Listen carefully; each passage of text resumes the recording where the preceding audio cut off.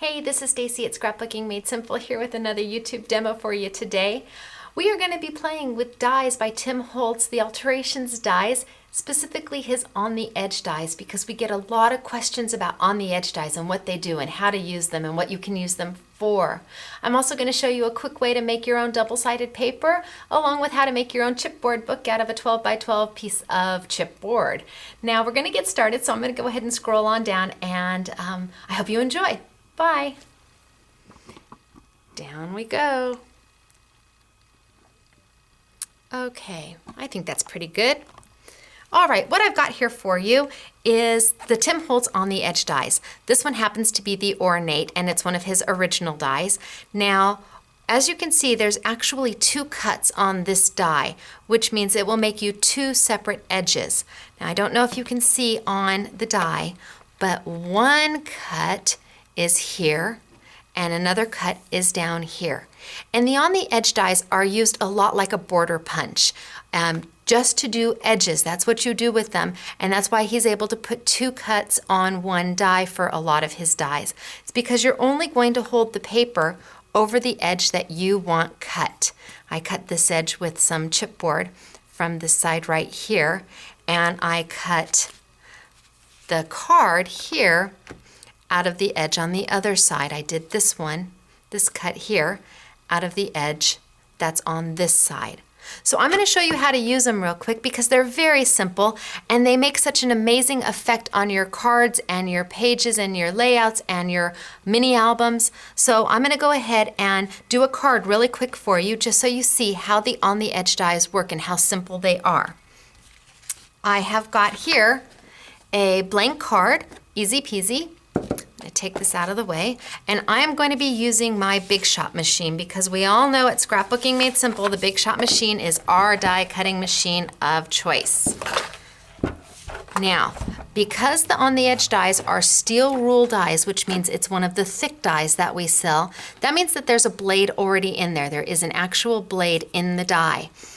That allows you to cut grunge board and chipboard and acrylic and felt and foam, just a whole bunch of materials that you can't necessarily do with a wafer die or a Sizzix die. So when you want to cut heavier material, remember you want to use a steel rule die, which is one of the thick dies. Now I'm going to go ahead and take my card base and I'm going to lay it right over the edge I want to cut. So I can still see that there's an edge here. I'm not going to cover up the entire die because then I would be cutting two edges and that's not what I want. I want just this one edge. So I've got that. Then I'm going to take it and I'm going to sandwich it in between my two clear plates. And because we're using a steel rule die, we do not need to use the multi-purpose cutting pad. I'm going to just put it right in between my two cutting plates. There we go. I've made my sandwich. And then I'm going to send it on through the machine. And just that easy, it's done. I have now put an edge on my card. When I fold it on down, there's my edge. Now for this card, I did a triple cut. I cut my base card, then I just took a scrap piece of banana paper from Creative Imaginations. It's got lots of texture and the colors are beautiful. It does have a felt type backing on it because it is more of a material than it is a paper. I just took a scrap piece of that. I don't need a full sheet because of course I put the top piece of K & Company paper over it, so I just needed enough to get me that edge. And I cut the banana paper with the edge, and then I cut my K & Company floral paper on top, and I just layered them and taped them down to give me the look of this card. I added the 3D Rose by Sizzix along with some leaves and some new ribbon here, and it made a beautiful card. But this was so simple and so easy, and something that you can't necessarily get with a border punch because they're not big enough and it won't give you that look. Now, I did also cut, like I said, the other edge, which is here. And I could have used this edge as well, but it's nice that Tim gave you two edges on quite a few of his dies. We've got both edges on one die. So that really comes in handy when you're doing your own chipboard albums. You know, a lot of the albums have different edges for different pages, and with the On the Edge dies, you can mix and match and make your own chipboard albums. So we're going to move on. There's the card I made. Very, very simple. Take any card base and any of his On the Edge dies just to add a little something to a plain card. Okay, so we're going to set that one aside, and I'm going to move on. Now, I also cut a tag out of chipboard using Tim's tag die. Again, another Alterations die. And what I want to remind you is that when you're using the tag die or any die that has the magnetic plate in the center, that is a movers and shapers die, so you can put other dies in the center to make a window. But if you're going to cut a blank, you want to make sure that you use this piece that comes with it, this magnetic piece just set right in the center.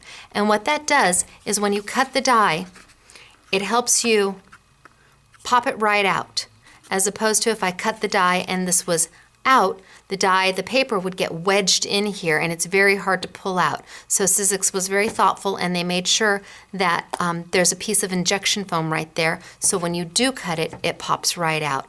So I cut a tag, and this one I cut a little short because I didn't want it to be as long. So I cut it a little short. I used a little smaller piece of chipboard, and I'm going to add another edge to it.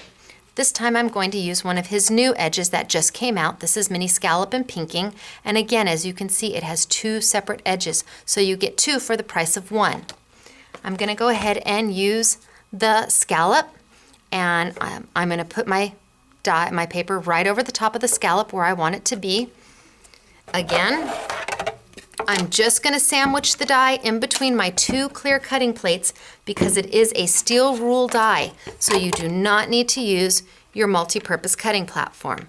I'm just going to sandwich it on in there, straighten it out a little bit, and send it on through.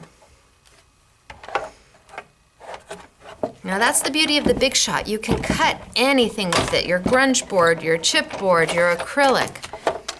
And I have made my little scallop cut on the bottom, which you can't necessarily do with your punches because the punch won't go through the chipboard. These On the Edge dies just cut beautifully. It's just like butter. Now I made a tag here using both edges on this die. I've got the pinking edge here and the scallop edge here, and I did a very heavy corrugated chipboard here. This is the Donna Salazar corrugated chipboard, and again the dies cut through it like butter, no problem. So now I've shown you a tag that you can make, as well as how you can use it to make your card bases and add a little definition and spice to your basic card blanks. Next thing we're going to do is move on to a chipboard book.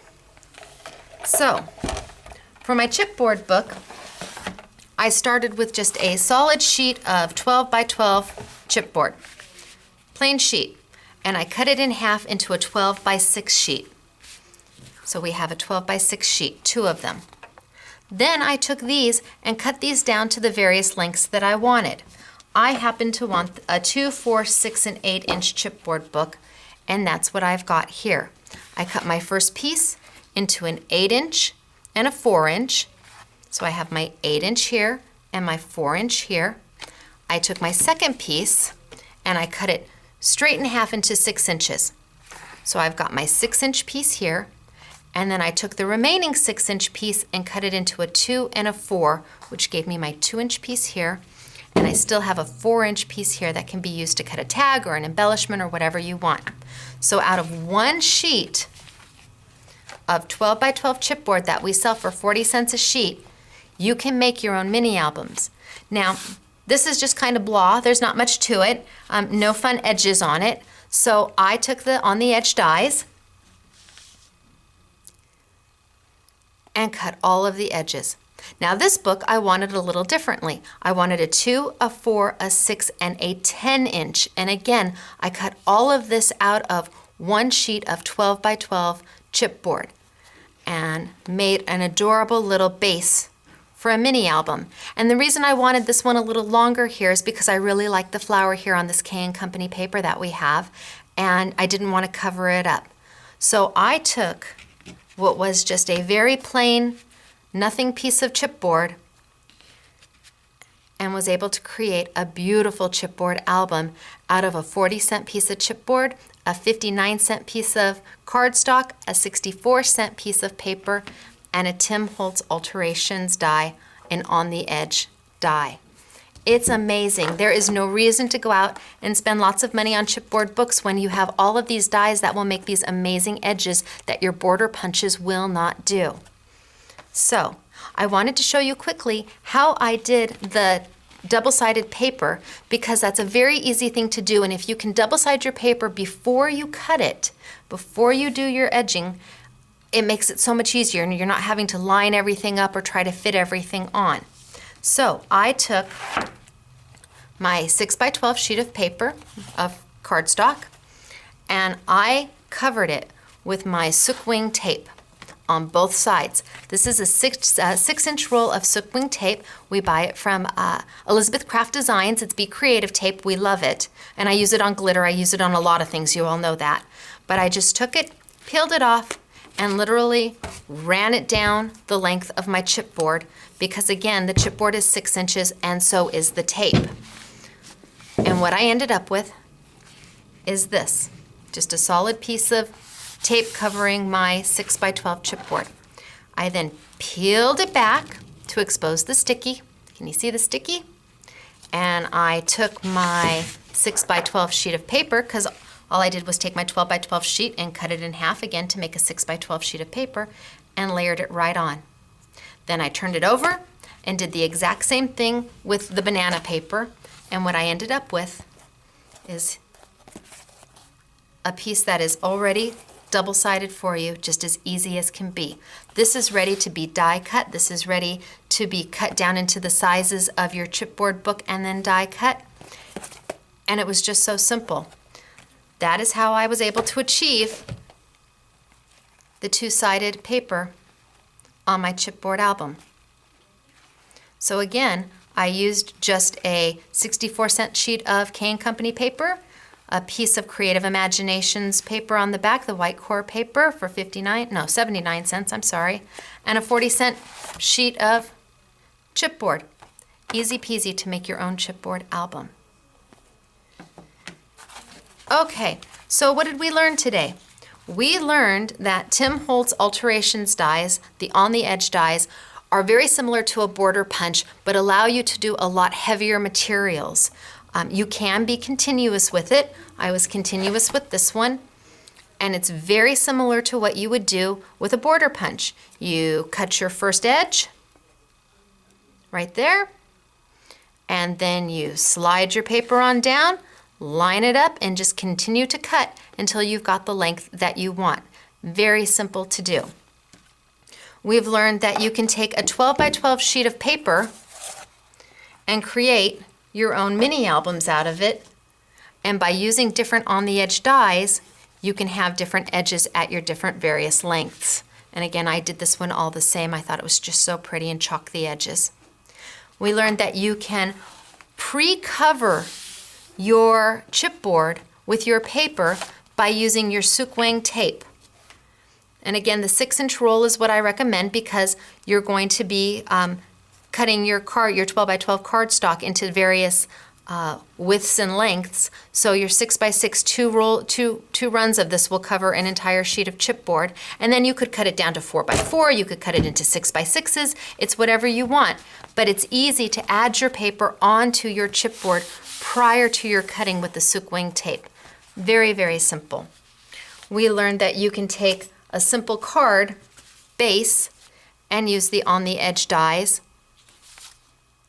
to make a fabulous card by the time it's all done. Just so simple and so easy, and really adds a lot to what was just a basic plain card